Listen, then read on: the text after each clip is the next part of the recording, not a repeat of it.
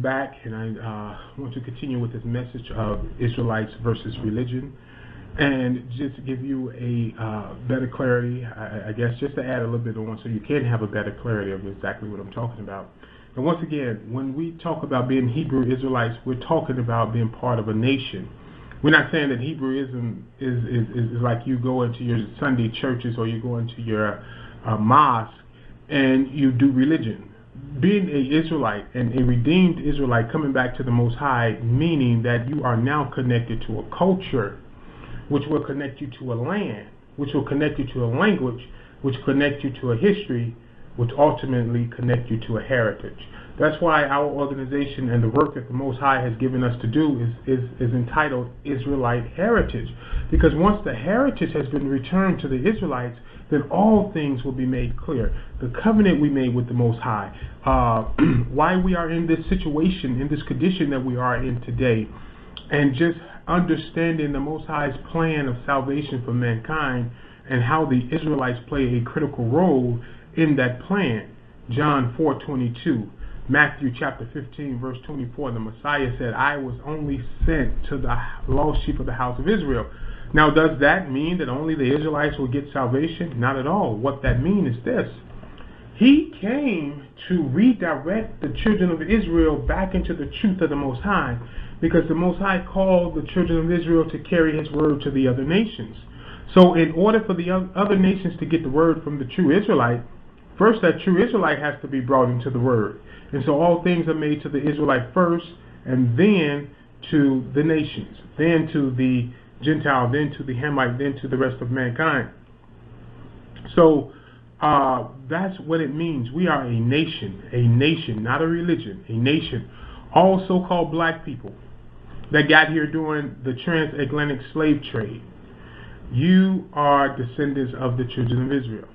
They took us all over the Western Hemisphere. According to Luke chapter 21 verse 24, the Messiah said that the children of Israel will be led away captive into all nations until the times of the Gentiles be fulfilled. That prophecy was fulfilled. The Arabs were taking us 1,000 years before the European came and started snatching us out of Africa. We got into Africa because 70 CE, 70 of the Common Era, the Romans under the General Titus, and his father was the Emperor Vespasian, they came and they sacked and tore down Jerusalem. Now, there were some of our people that escaped. There were some that were captured and killed, and others were taken into slavery. And so this began that prophecy spoken of in Luke 21:24, that you shall be spread throughout the world, and you shall be led away captive into all nations. And so the Arabs in the 7th century began taking our people captive and spreading us throughout all the so-called Arab lands. There's a city in Iraq called Basra, and in Basra there are black-skinned people that live there that look just like us. These are Israelites. They were brought there during the Arab slave trade. So the Arab was taking us 1,000 years before the European. In fact, he told the European, the Portuguese, about our people, and the Arabs told them, the Muslims told them, these are people that are predestined to be slaves. So you better go down there because they are cursed by the Most High. And the Muslims called the area where we lived at Yahudi, which means the tribes of Israel. And they told the Portuguese, so the Portuguese began their end of the slave trade, and they brought us into the entire Western Hemisphere. We were not only brought into North America, not only into the U.S. The U.S. got the least amount of slaves. There were more slaves taken into Puerto Rico, Cuba, Brazil, throughout the islands of throughout the entire islands, Caribbean and all that, and down in South and Central America. So we are the only people that can show by record that we have been brought into this hemisphere, and we have been spread throughout the nations in captivity, just as the Arabs was taking us, just as the European took us back 2,000 years ago, and the European even took us in the transatlantic slave trade, the triangular trade, because the trade went from the west coast of Africa to Europe, through the Americas, back to Africa. So it's transatlantic. It was a triangle slave trade. So we fit the prophecies. There are a ton of prophecies that prove in the Bible that the children of Israel will be in a downtrodden state, would not know who they are, having their identity taken away, as it says in Psalms chapter 83, that they have gathered together and said, let us cut off the name of Yisrael, so that name will be no more in remembrance. So what they're saying is, let's cut off the name Yisrael from the Israelites, because if we cut off the knowledge of who they are, then that name Yisrael can be no longer in their remembrance. And we can get the actual fact from, once again, the Willie Lynch letter, and we can look at our history and show and prove that these things happened to us. That they exactly, as the scripture says, would happen, being brought into slavery in ships, and being sold to your enemy as male and female slaves. That happened. That's biblical. Prison population. That happened. Biblical. The book of Isaiah, chapter 51, verse 20, says, as your sons have fainted, they lie at the head of all the way as a wild bull in the net. So it says that your sons have fainted. Fainted means to fall unconscious. When you're unconscious, you have no knowledge of anything that's going on around you. You don't know because you have no conscience. So when you faint, you are unconscious. So the Most High said your sons have fainted. Says that they lie at the head of the way. The head of the way is what we call today the corner. The head of every way, the head of every street. Before you come on any street, any block, you got to come up the corner first.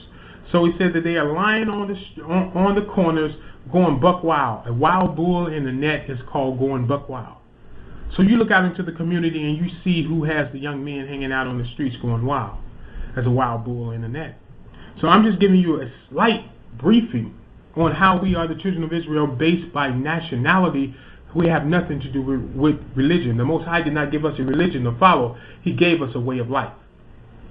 Just like every other nation has a way of life, we were to come to them and tell them, hey, what y'all living, that's the way y'all living, that is wrong. This is how the Most High wants man to live. So the Most High gave us his ways through his laws, his statutes, his judgments, his instructions, his commandments, and we were to take it to the world. And so we are, once again, and I cannot say this enough, we are a nation. So many people take us as a religion. We have nothing to do with religion. We're talking about redeeming ourselves first. I want to close out with this. Do you understand one of the great reasons why those organizations that started in the 60s did not succeed? I'm talking about the Nation of Islam included.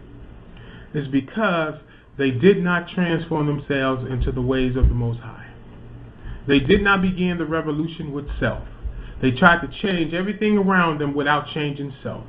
Self was still a slave. Self was still in Master's hand, but self was made to believe that it was outside of Master's hand. Because when we come back to the Most High Yah, then we have left Master. That's why when we come out of this system and we come into the Most High system, we change our last names. We change it back from Jones, Brown, Johnson, Williams to Yisrael, as it states in the book of Isaiah chapter 44 verse 5, because we are the Israelites. The slave master gave us his name because it signified that we belong to him. It's just like when a woman goes get married and she takes on her husband's last name because her husband now owns her. She is her husband. She belongs to her husband. So when they gave us their last names, that signified that they owned us. We belong to them. Now we're free from that. And we have returned, and we Hebrew Israelites are returning to the Most High. We're giving them their names back, among other things. We're giving them their fornication back. We're giving them their wild party and their drunkenness. We're giving them all that stuff that has kept us down as a people for centuries. We're giving all that back to them and saying we don't need any of it. We're going with the Most High, and we're going with his ways. Love, truth, justice, righteousness, long-suffering. You know, these are the things that are going to bring forth good fruit, and that's what we're transforming our lives into. So the revolution has begun, and the revolution will be televised because the world will see this change that's about to take place. And it's going to start with the so-called African-American Negro and spread out to the rest of the world, and it has begun. The rest of the world is catching on, and they're starting to see, hey, what we've been worshiping, what we've been saying, what we've been doing all this time has been a lie. You mean this very Bible that I've been reading all my life, those are not the stories like the preacher told me that they were? You mean that the things that the Messiah has said and the way the preacher explained them was all a lie? Absolutely. This is great wealth and great truth, but first you have to get understanding from the Most High. If you don't get his understanding, you're just reading black words on a white page. So I will see you when I see you again. May the Most High be blessed. His name is Yah. His son's name is Yahoshua.